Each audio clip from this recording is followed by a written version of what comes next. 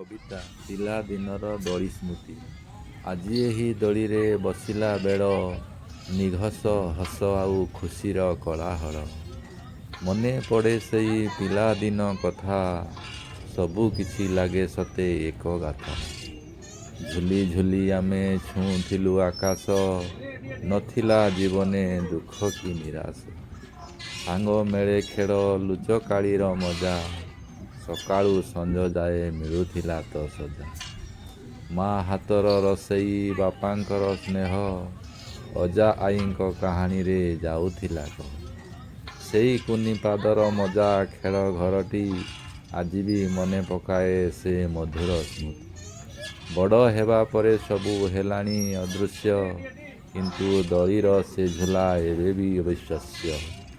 ସେ ପିଲା ଦିନ ଥିଲା ସତେ କେତେ ସୁନ୍ଦର, ଆଉ ଥରେ ଫେରି ଆସନ୍ତା କି ପୁଣି ମୋ ପାଖର, ଆଉ ଥରେ ଫେରି ଆସନ୍ତା କି ପୁଣି ମୋ ପାଖର। ଧନ୍ୟବାଦ।